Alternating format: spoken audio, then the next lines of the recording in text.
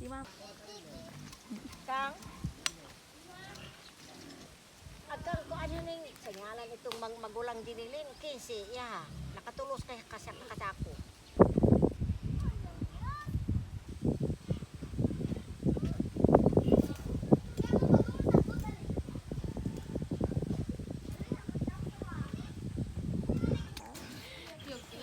Na mong pangbasa. Paduol din ako ba?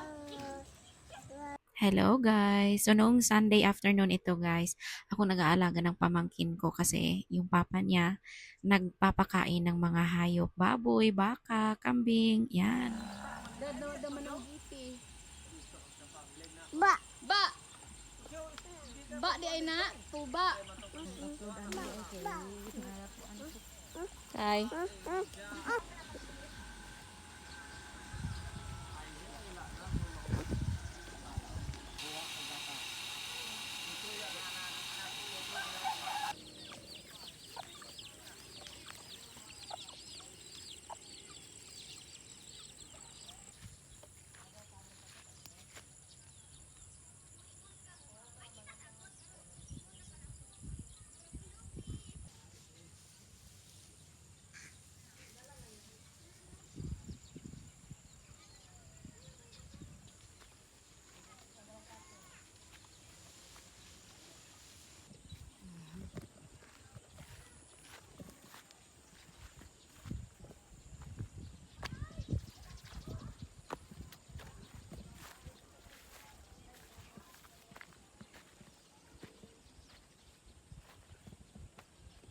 Magluto na naman tayo guys ng panihapon. At ito naman Monday ng madaling araw guys. Alas 4. Before alas 4 gising na nga ako guys. Magkakape habang nagluluto ng pangbaon ng estudyante. Ayan, may puti na lang, may dukot pa. May dukot pa sa suman.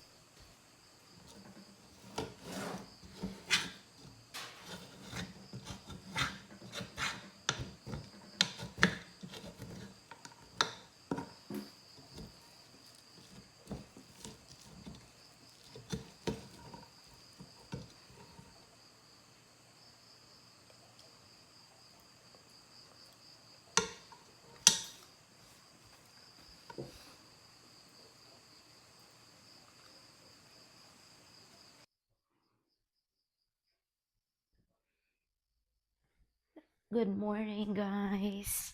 So ayan, pasensya na. Nakalimutan ko. Marami akong sinabi kanina guys. Nawala na. Kasi hindi pala siya naka-video. Kaloka. Tapos na siya. Hugasan na lang siya. Titingnan ko kung luto na yung aking kanin. Wait lang. Ang dami kong sinabi kanina. Wala pala. Hindi pala siya na-record. So yun nga. May sinabi ko. Sinishare ko pala sa inyo yung yung teaching kahapon ni pastor sa amin. Yung topic namin is diagnosing delays. Actually, topic yun ng last week. Pero parang ni-recap lang kahapon. Diagnosing delays. Delays when it comes to serving God. Tapos, it also connects yung pagiging half-hearted mo. Kasi I believe in God man, Jud. I know, lalo na tayo mga Filipino, naniniwala talaga tayo sa Diyos. But it's just so happen na may kanya-kanya talaga yung paniniwala, and I respect that. Pero, ako, parang tinamaan talaga ako dun sa part na diagnosing delays. Kasi, sa part na parang ang dami ko palang delays, ang dami ko palang excuses na, Lord, I can't do this right now. Lord, dili na ako ni mabuhat ron because of this, because of that. Alam mo yun, lalo na sa finances. When it comes to tithing, marami tayong excuse kasi kailangan kong bilhin to ngayon. Marami ka tayong kunong mga priorities. Yun pala yun. Na parang na-realize ko na kahit yung dumating sa buhay mo, parang ang dami mong blessing by blessing na dumating sa'yo and you don't know how to give back. You're giving back pero half-hearted siya. because of obligation. Kanang wala tay proper nga intention. Alam mo yun, lumalabas parang kung sa Bisaya pa, murang mulahos lang siya sa panudlanan nga buslot. So that means murag the blessings just come and go. Hindi siya nag-stay sa iyo kasi dahil nga dyan, I don't want to set that na alay. Ganun pala yun. Wala lang, na-share ko lang. Maybe someone needs to hear this like I do. This si Ayush ma-feel niya na despite the busy schedule, nabibigyan pa rin ng panahon na alam mo yun, machi-check siya sa school personally. Hindi yung laging, kamusta kayo sa school? Kamusta na yung grades mo? And I'm very proud kasi. Oo. Konti lang yung mga mistakes niya. May mga napa-perfect pa siya dun sa kanilang third quarterly exam. Diba? Ay, very good, Yosh. Hindi ko naman pinupush siya na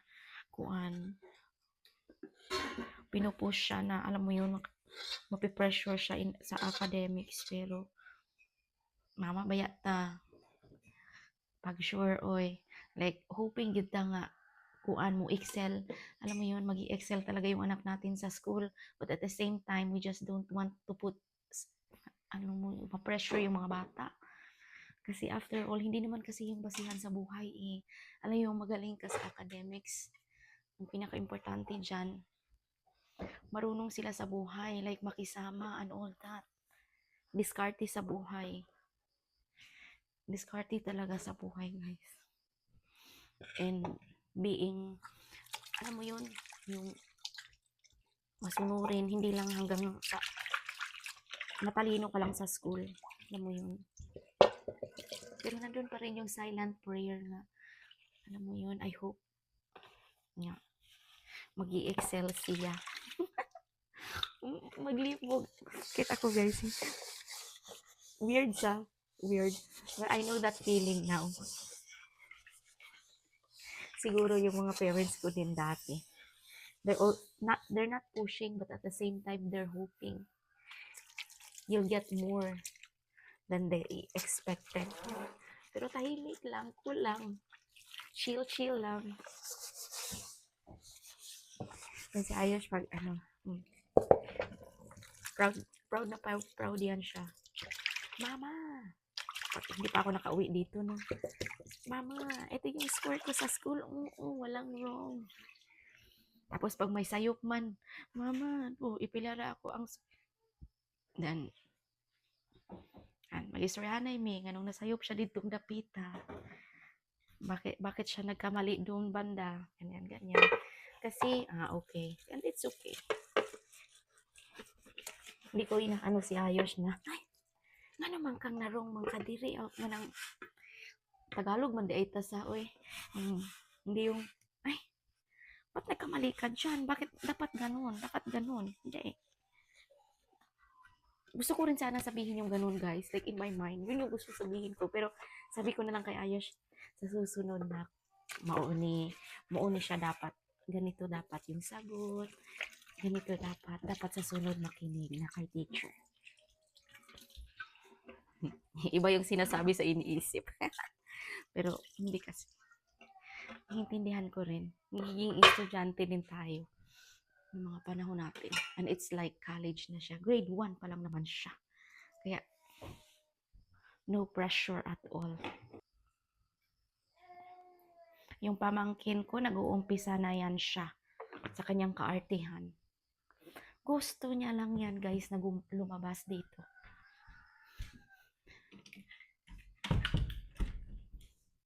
Alam niyo ba kung anong gagawin niya dito sa labas? Magtatatakbo-takbo ng walang humpay. Mag-exhibition pa yan. Ang maagang gumigising yung pamangkin ko, guys, yung sabi niyo nakamukha ni Ayos, yun. Maingay yan siya. Sinasadya niya yung mag-ingay para kukunin siya sa loob ng kwarto nila. Isang taon pa lang yan. Marami ng kalukuhang alam.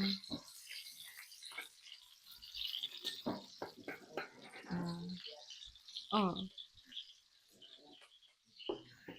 Ay, wala eh. Yung mga lolo't lola nadadala sa mga kadramahan eh. Natin magagawa dyan. Tingnan mo. Maya-maya lang kukunin na nila yan.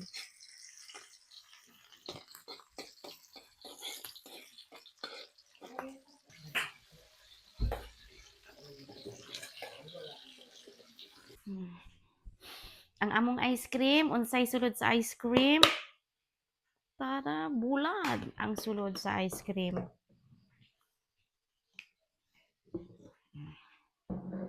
Tapos, lalagyan ko ng ito. Ayan, isang talong.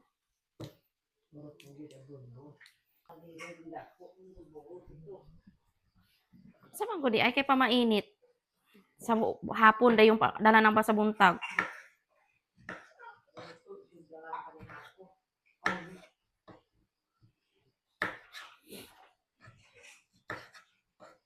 Grabe bito to kakugi ato. Sa murag, agad na ako kaya.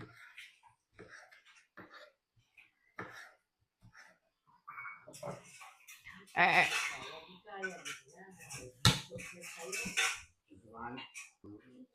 Ayan na guys, yan. Gising na siya, madilim pa. Oh. Si Jan.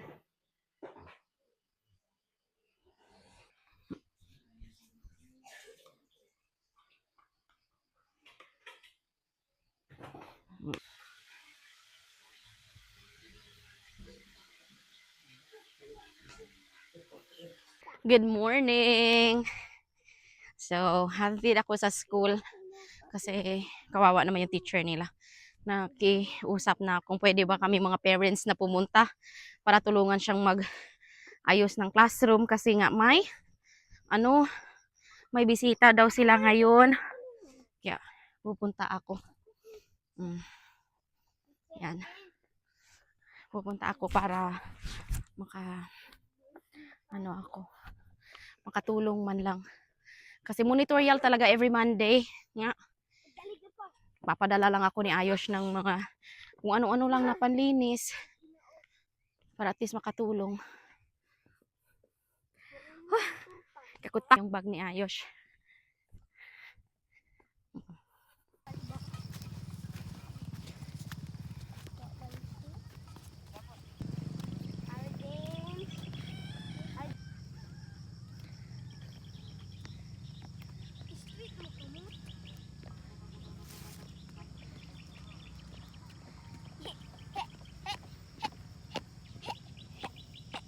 Sa minuhulong kahapon be, dias poste og dili. Dias poste di ba nga daw? Hapit gud ni nagabi. Di ba ka maansan?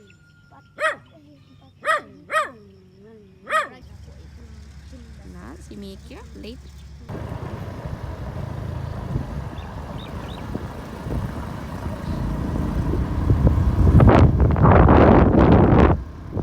Sige na, pagdali na. Unya na, sige na, lakaw na.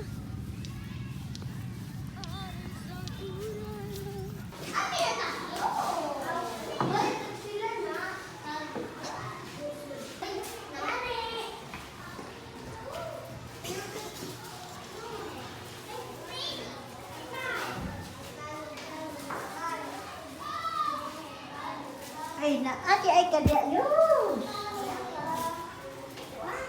Ma!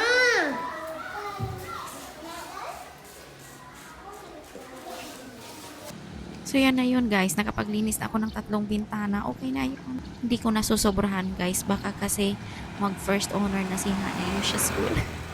Yun, uwi na ako guys. Maglalaba pa ako bago ako diretso ng Dumaguete. Mamayang hapon pa naman. Anyway, salamat. Ingat po kayo. Salamat.